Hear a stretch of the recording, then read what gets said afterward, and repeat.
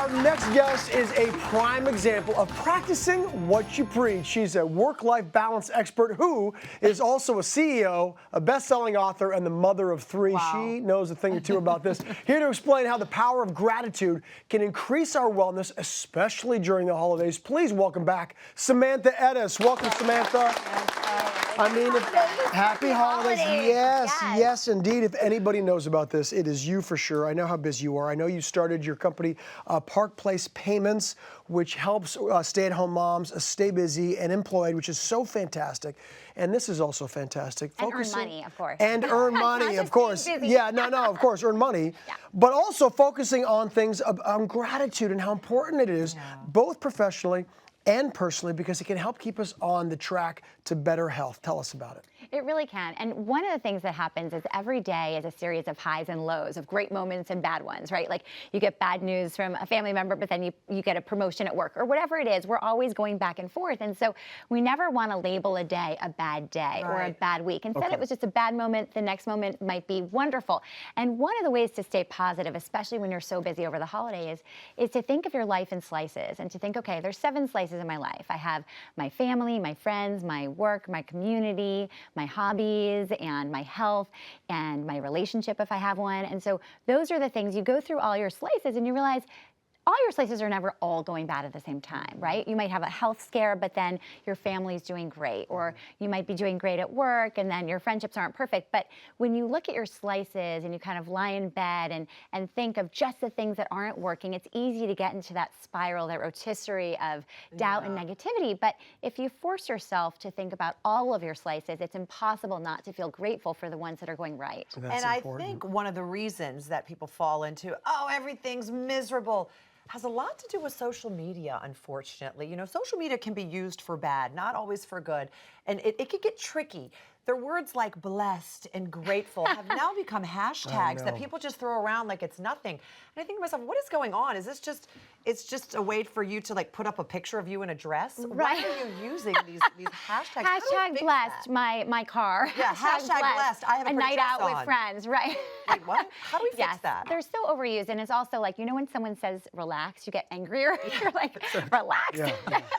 What not to say to somebody who's getting a little worked up. Right, exactly. But it's the same thing. It's like feel grateful, be grateful. And it's like, what does that even mean? We've lost sight of what it means, especially when the hashtag blessed and hashtag grateful are everywhere.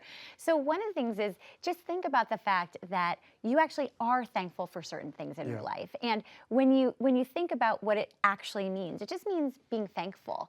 And a lot of us lose sight of these words that are always on mugs. It's like you forget what they actually mean at the end of the day. So and also, it's up to us to realize the grass is never greener, right? It's just different grass. Exactly, and every single person has problems. If you had their treasures, you would also have their troubles. Yep, that is the truth. That's I mean, I'm great. telling you right now, gratitude is one of my main daily practices. I'm sure it is for many people. And that shift of perspective that you're talking about can change the way you feel, and like you say, keep you like just feel better on the road for better health, no doubt about it. And speaking of social media gratitude, you've come up with a great way, a very meaningful way to express our gratitude on social media, and you call it the Thank You album. Yeah, so I decided on Instagram I was going to create there's my kids celebrating a birthday. And I mean, there's so many things we're grateful for every day. And it really just helps to be like, okay, I have a 13-year-old, a 12-year-old, and a 9-year-old.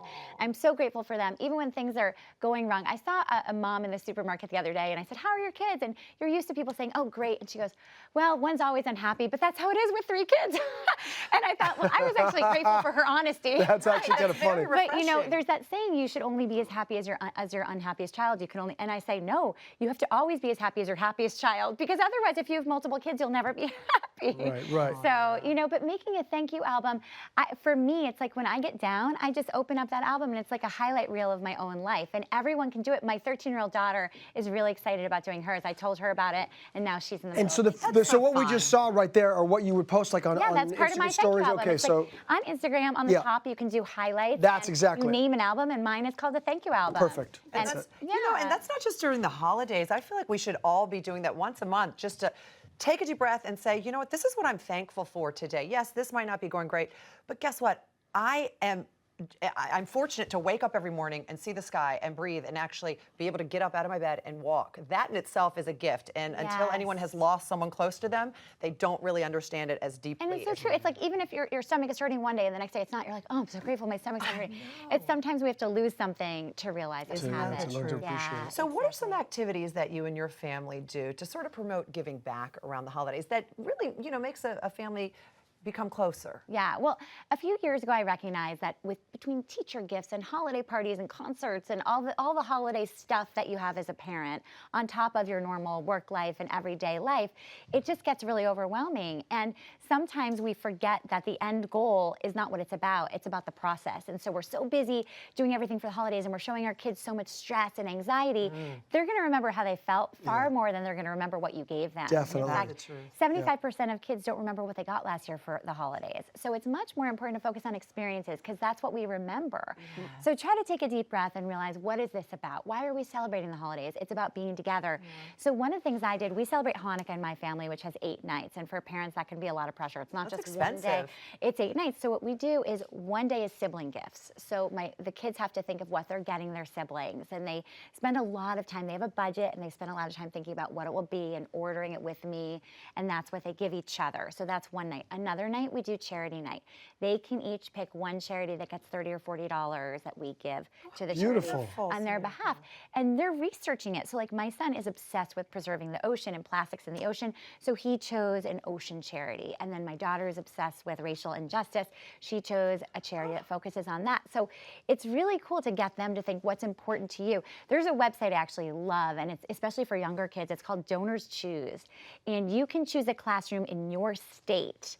And it allows you to say, okay, if I'm living in Mississippi, I'm going to give a blackboard to Mrs. Taylor's class. I'm going to donate my money toward $10 to that blackboard.